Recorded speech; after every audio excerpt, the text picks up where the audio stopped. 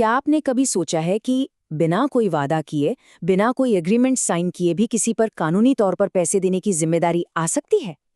भारतीय कानून में एक बहुत ही अनोखा और दिलचस्प कॉन्सेप्ट है, जिसे संविदा कल्प या अंग्रेजी में क्वाजी कॉन्ट्रैक्ट्स कहते हैं।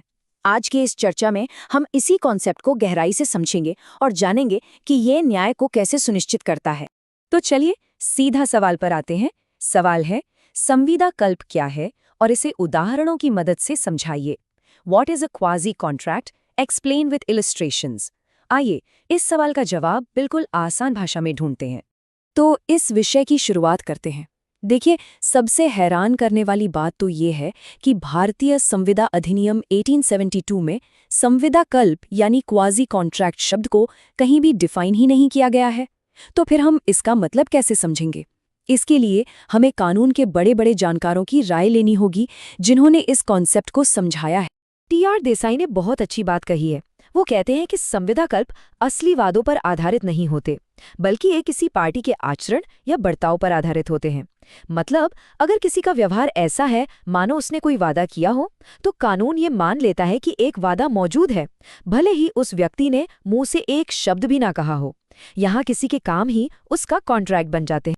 सामंत इस बात को एक कदम और आगे ले जाते हैं और बहुत ही दिलचस्प तरीके से समझाते हैं। वो कहते हैं कि ये असल में यानी डी फैक्टो कॉन्ट्रैक्ट नहीं है, लेकिन कानून की नज़र में यानी डी ज्यूर ये कॉन्ट्रैक्ट हैं।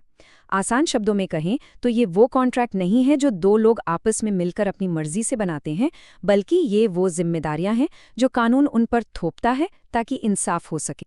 और अब आते हैं विन फील्ड पर, जो इस पूरी पहेली का सबसे जरूरी हिस्सा हमारे सामने रखते हैं। वो कहते हैं कि ये एक व्यक्ति पर दूसरे को पैसे देने की जिम्मेदारी है और इसका सिर्फ एक ही आधार है, अनुचित लाभ यानी अनजस्ट एनरिचमेंट को रोकना। इसका सीधा सा मतलब है कि कोई भी व्यक्ति किसी दूसरे के नुकसान की कीमत पर अमीर नहीं बन सकता। अगर ऐसा होता है तो ये अन्याय है और कानून इसी अन्याय को रोकता है। तो इन सभी परिभाषाओं का निचोड़ क्या है? सिर्फ एक शब्द, न्याय। संविदा कल्प का पूरा सिद्धांत, इसकी पूरी आत्मा इसी एक विचार पर टिकी है कि कोई भी व्यक्ति किसी दूसरे के नुकसान पर फायदा न उठाए।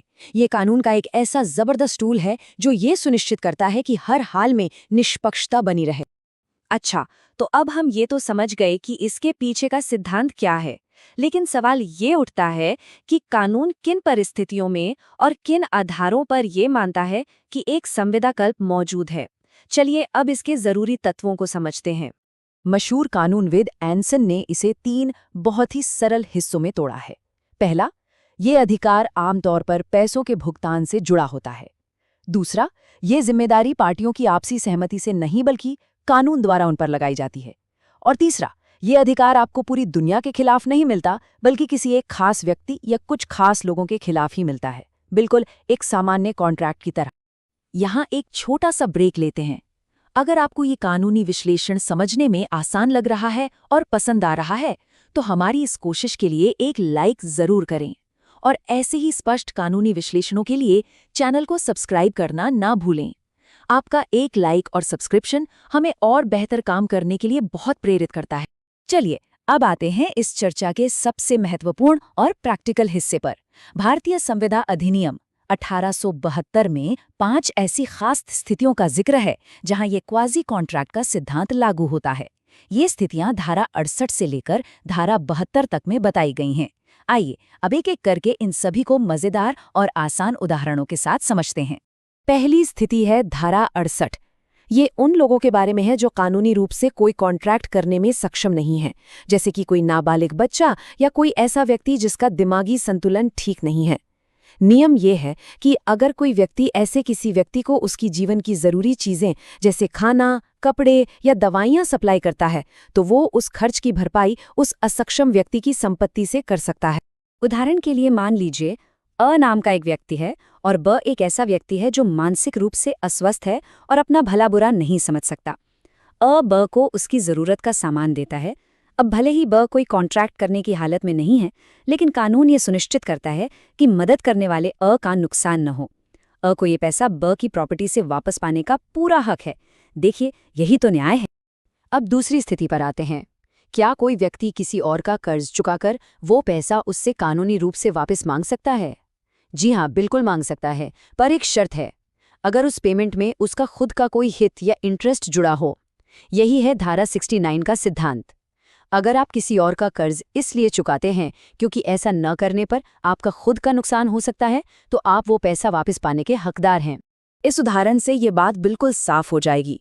मान लीजिए ख एक जमींदार क की जमीन पर एक किराएदार है। अब क सरकारी टैक्स नहीं भरता, जिसकी वजह से सरकार उस जमीन को नीलाम करने का नोटिस जारी कर देती है। अगर जमीन बिक जाती तो ख की किराएदारी खत्म हो जाती और उसे घर से बेघर होना पड़ता। तो अपनी किराएदारी को बचाने के लिए ख खुद ही जमींदार क का बकाया टैक्स भर देता है। यहाँ ख का सीधा सीधा हित जुड़ा था, इसलिए कानून उसे ये अधिकार देता है कि वो ये रकम जमींदार क से वसूल सके। तीसरी स्थिति है धारा 70, जो कि गैर अनुग्राहिक कार्य यानी नॉन ग्रेट्यूटस एक्ट के लाभ के बारे में है। इसका सरल सा मतलब है कि यह तब लागू होती है जब कोई व्यक्ति किसी के लिए कोई काम करता है या उसे कोई सामान देता है और उसका इरादा ये सब मुफ्त में या दान में करने का बिल्कुल नहीं था। अगर दूसरा व्यक्ति उस चीज का फायदा उठाता है तो उसे उसकी कीमत चुकानी होगी। कानून की नज़र में फायदा उठाया है तो भुगतान भी करना पड़ेगा। इसे ऐसे समझिए, क एक व्यापारी है और वो गलती से अपना कुछ सामान ख के घर छोड़ जाता है। ख उस सामान को देखता है और उसे अपना समझकर इस्तेमाल कर लेता है। अब क ने तो वो सामान दान में नहीं दिया था, वो तो एक गलती थी। इसलिए चूंकि ख ने उस सामान का फायदा उठाया है, अब वो कानूनी रूप से कर को उस सामान की पूरी कीमत चुकाने के लिए बाध्य है। चौथी स्थिति धारा 71 खोया हुआ सामान पाने वाले की जिम्मेदारी के बारे में है। अगर किसी को कोई खोया हुआ सामान मिलता है और वो उसे अपनी कस्टडी में ले लेता है, तो कानूनन उसकी जिम्मेदारी एक उपनिहिती यानी बेली या केयरटेकर जैसी हो जाती है। इसका मतलब है कि उसे उस सामान की ठीक वैसे ही देखभाल करनी होगी जैसे कोई अपनी चीज किसी और को संभालने के लिए देकर गया हो। मान लीजिए अ को सड़क पर एक सोने की अंगूठी मिलती है।